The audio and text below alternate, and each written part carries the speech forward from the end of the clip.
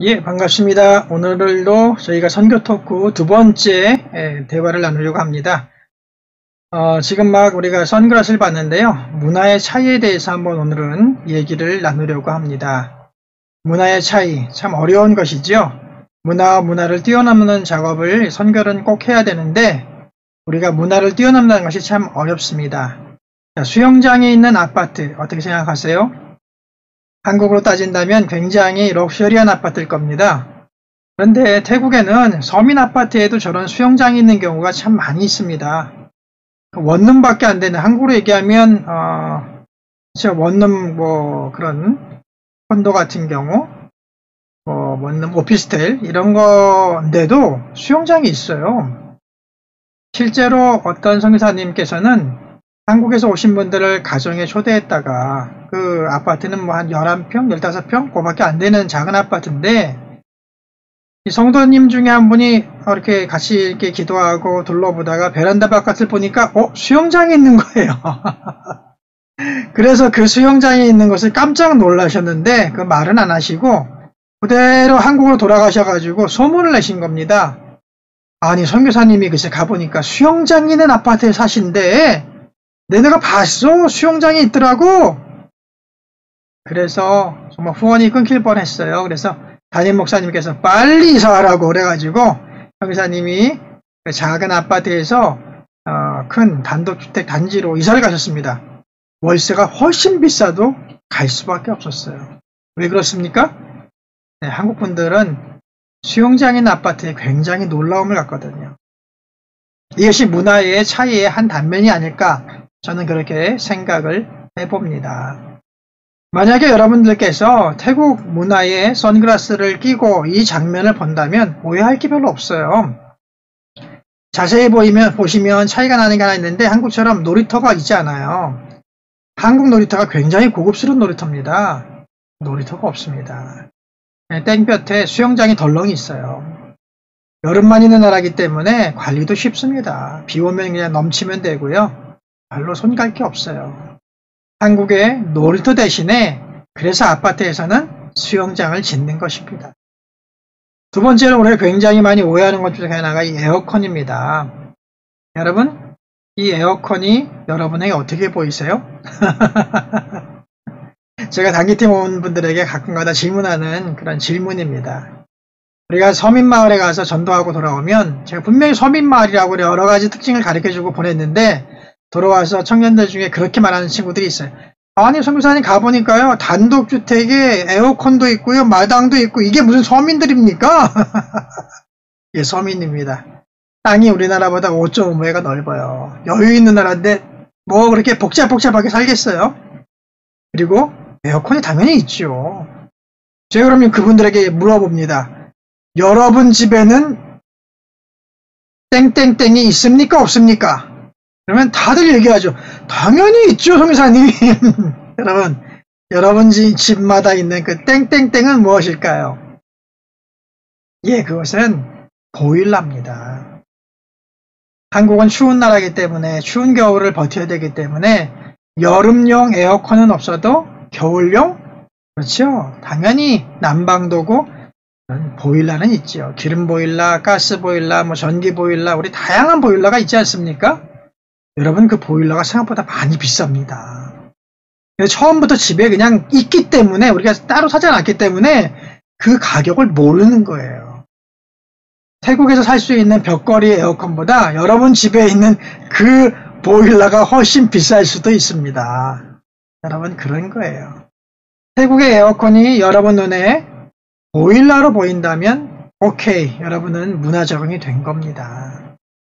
그래서 흔히 저희들이 그런 얘기를 해요. 선교사로 온 분들 또는 교민으로 오신 분들도 한 1년은 지나야 여러분의 눈이 태국화될 수 있다. 그러니 단기 선교 3박 4일 일주일 오신 분들이 어떻게 적응될 수 있겠어요? 잠깐 온 여러분의 판단으로 태국을 판단하면 오해가 발생합니다. 그 오해가 선교의 장애물이 되고 후원의 장애물이 될 수도 있다는 것이지요. 그래서 우리는 항상 나라가 바뀌면 지역이 바뀌면 문화가 다르기 때문에 모든 평범한 것들도 내가 알던 것들도 새롭게 확인해 봐야 되는구나. 그것이 문화입니다. 태국 문화로, 태국 기후로 이런 물건들을 봤으면 수영장을 봐도 저건 아파트에 있는 그냥 우리 놀이터와 같은 거야. 네. 에어컨을 만나도 저거는 우리 집에 당연히 있는 그냥 보일러지. 이분들이 정말로 부자면 집에 아마 보일러를 들여놓을 거야. 정말 맞습니다, 여러분. 정말 부자들은 집에 사우나나 보일러를 설치합니다. 그러나 서민들은 그저 선풍기나 그렇죠, 에어컨으로 만족하는 거죠. 여러분, 방콕의 평균 기온이 연중 30도가 넘습니다. 저희 집도 1년에 보통 한 10개월에서 11개월을 에어컨을 틀고 지내요. 그렇습니다, 여러분. 여기서 에어컨은 그냥 추운 겨울에 우리가 트는 보일러 같은 것이에요. 선글라스, 우리 한국의 선글라스를 늘 쓰고 살았지 않습니까? 50년, 60년, 70년 태국에 선교 올 때는 이거 잠깐 벗어야 됩니다. 그리고 다른 선글라스, 태국 문화라는 선글라스를 쓰셔야지 모든 상황이 내가 알던 것들도 새롭게 와닿게 되고 새롭게 이해가 되는 것입니다. 지역이 다르고 문화가 다르고 나라가 달라지면 당연히 문화의 차이가 생긴다는 것이죠. 또 우리 한국에서 오신 권사님들 꼭 묻는 주제가 하나 있습니다, 여러분. 그것은 쌀입니다. 차 타고 이동하다 보면 꼭 한 번씩 물어보세요. 여기 쌀 한 간마니가 얼마나 합니까? 이렇게 물어보세요. 그건 무슨 뜻인가요? 네, 쌀 한 간마니 가격을 딱 알고 나면 여기서 살려면 평균적으로 생활비가 얼마가 들겠구나 라고 계산이 나오는 거죠. 근데 여러분 그거 아세요? 태국이 전세계 쌀 생산량 1위 국가입니다. 전세계에 얼마나 많은 쌀을 수출하고 있는지 몰라요. 그리고요, 여기는 땅이 아까 말씀드렸죠. 5.5배 넓어요, 우리나라보다. 근데 우리나라는 평균 한 70%가 산지인데 여기는 70% 넘게가 다 평지입니다. 거기에다 날씨가 좋아서 산모작을 해요. 그런 쌀이 얼마나 많겠습니까, 여러분? 쌀 가격은 너무너무 싸요. 그러니 쌀 한 가마니가 얼마냐 가지고 생활비를 판단하면 큰일 납니다. 그럼 여러분들 그렇게 생각하실걸요? 야, 선교사님은 쌀이 너무 싸가지고 태국은 풍요로운 나라라서 50만원, 100만원만 있어도 충분히 사시겠네? 여러분 그렇지 않아요. 제가 오기 전에 계속 서울에서 목회를 하고 있다가 왔는데 여러분 서울에서 보통 생활하시려면 한 200만원, 300만원 들지 않습니까? 생활비가? 네, 그 이상 듭니다, 여기도. 왜 그렇습니까? 네, 쌀은 싸지만 다른 건 굉장히 비싸거든요. 그러니까 이 나라에서 가장 싼 거를 물어보시니까 얼마나 당황스럽습니까? 근데 그걸 왜 묻는지 얘기를 안 하세요. 그리고 혼자 계산해 보시는 거야. 한 가마니가 한 5만원이면 한 달이면 얼마 안 들겠네. 4인 가족 해봐야 얼마나 먹겠어? 오해십니다. 큰일 날 오해입니다. 문화 차이란 바로 그런 데서 오는 것입니다.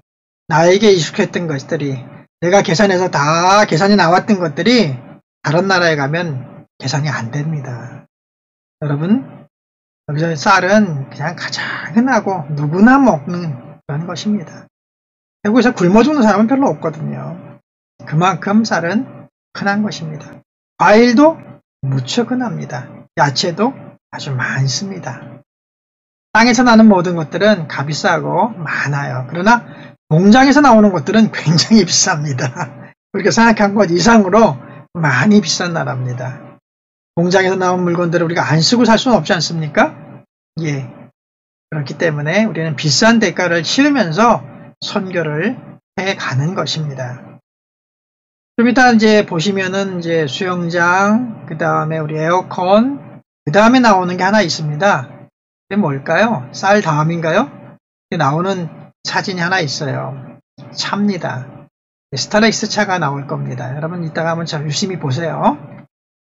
왜 스타렉스를 제가 예를 들었냐면 선교사님들에 대한 오해 중에 또 하나가 뭐냐면 그런 게 있어요. 우리 개척교회 그러면 교회 그러면은 봉고차는 무조건 스타렉스 아니겠습니까? 그런데 와보면 선교사님들은 도요타, 혼다, 닛산 이런 차들을 타고 다니는 거예요. 그러니까 말은 안 하시지만 참 기분이 안 좋으신 거예요. 오신 분들이. 왜 우리 선교사님이 이런 외제차를 타실까?